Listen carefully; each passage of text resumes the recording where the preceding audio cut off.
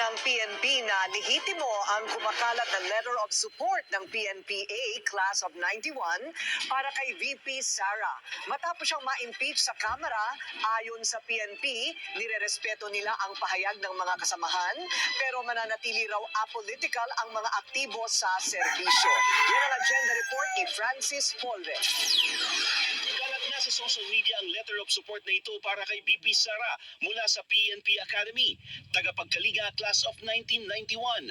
Ayon sa bahagi ng sulat, tinawag nilang isang uri ng political persecution ang impeachment complaint dahil wala raw itong factual at legal basis. Tinitiyak din umano sa liham ang solidarity at commitment ng mga miyembro ng Class 91 na nalaban ang anilay hindi makatarungan na pag-uusig laban sa bise. Ilan sa mga prominenteng miyembro ng batch tagapagkalinga 91, sina dating Region 3 Director General Jose Hidalgo Jr., Brigadier General Alan Noblesa ng BARM, Brigadier General Alan Nazaro ng Caraga, at dating NCRPO Chief Brigadier General Reynaldo Tamandong. Legit ang liham. Ayon kay PNP spokesperson, Police Brigadier General Jean Pajardo. Yes ma'am, kinonfirm ko po yan doon sa mga miyembro po ng PNPA Class 91 at majority of them except for 3 active PNP personnel ay naglabas daw po sila.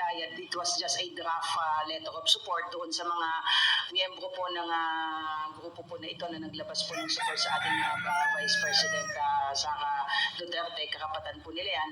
Dagdag ni Pajardo, aktibo pa sa serbisyo mula sa PNPA Class 91, sina General Tamondong, ang deputy ng NCRPO, General Archibald Bacala ng Region 6, at si Colonel Ramil Labastida ng HPG. At ang nakikita natin dyan, sa 2 araw na kaya yan na kumakalat sa social media. At kinumpirma naman nung spokesperson PNP, na si Jean Pajardo, na totoo, legit yung pinalabas na liham na yun, ng pagsuporta para sa Vice President Sara Duterte. Sabi nga niya hindi naman nila alam kung ano talagang nasa isipan ng mga ito. Katulad ng ating hindi nasa kanila na yun.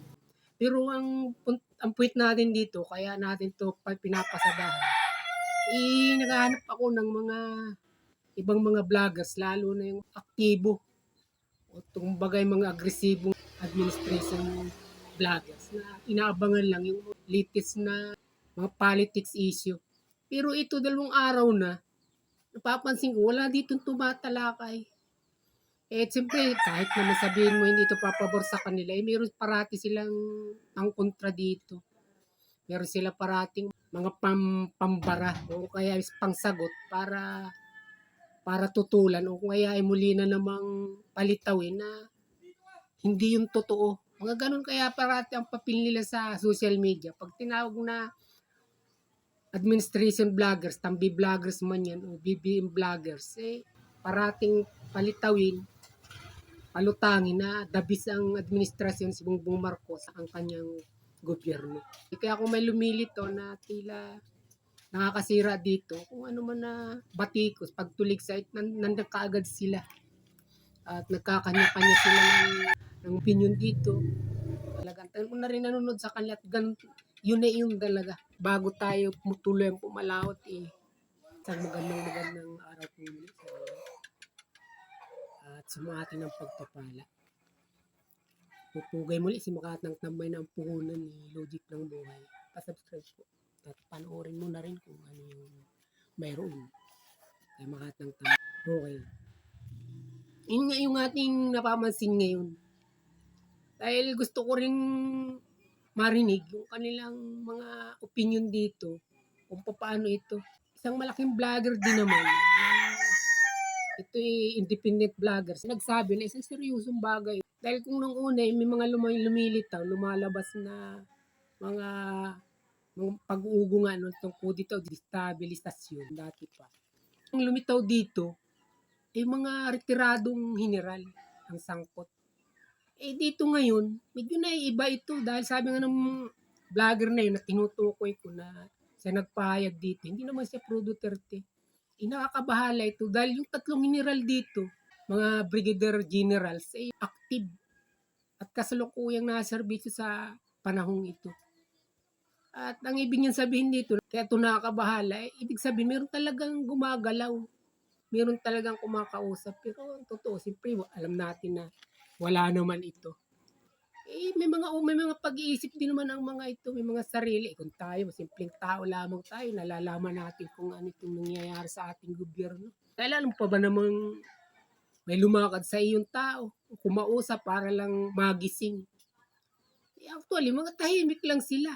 Pero ang totoo, nasa isip na nila kung ano itong mga nangyayaring ito at kung ano yung talagang nararapat sa ating bansa sa mga panahong ito. Yun yung talagang totoong mga pulso ng taong bayan. Yan man ay nasa serbisyo, yan man ay anti-Duterte, yan man ay pro-Duterte. Yung iba alam natin nagbabalat kayo na lang nagkukunwari. Pero ang totoo, labis na nakakadismere. Hindi naman kailangan sa ganito yung politika. Yung mga lantarang mga isip na talagang makaka-epekto sa iyo. Sino man yung panigan mo sa dalawa na nagbabangga ang mga politikong ito. Isipin mo yung kaipokrita ng ayudang ito. Hanggang ngayon sa muntikong pananaw, paniniwala rin naman, mga opinion. Ayuda, mga akap. At gusto nilang tulungan ang mga mahihirap. Bakit tinanggalan nila ang purpose ng 50 billion? Malinaw naman ito. Itong 2025 budget na ito na masyadong kontrobersyal. Ay alam naman natin na ilang taon na totoong nakakatulong ito sa mamahirap na mga Pilipino. Pinapaaral nito yung mga anak ng pamilyang mahirap na ito na hindi kayang papasukin kahit man lamang sa mga grade school yung kanilang mga anak. Pero tinanggalan nila ng 50 billion. Hindi ito maliit na halaga na dapat sana maitulong dun sa milyon din namang membro ng purpose na ito. Yung dito umaasa. O pagkatapos sasabihin mo may bilyong kang akap dahil gusto mong tulungan yung mahihirap.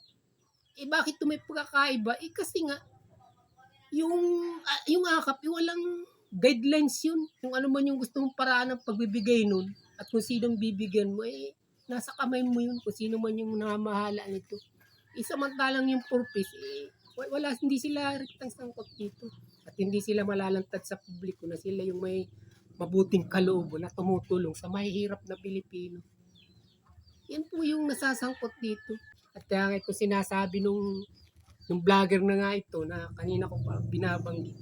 Siguro nga may kumakausap at lumalakad sa likod ng mga general na sumuporta sa impeachment sinampangalan na narin na nga sa Senado sa ating Vice President Sara Duterte. Yun nga sinasabi natin, hindi mo kailangang utusan dito. Hindi kailangan may kumausap sa'yo. Yung mga ganitong mga pagkilos ng gobyerno, talaga kusang loob na matutuklasan mo. Ikaw mismo magpapasya kung nasaan na nga ba tayo at kung saan tayo dinadala ng gobyernong ito ni Marcos. O diba?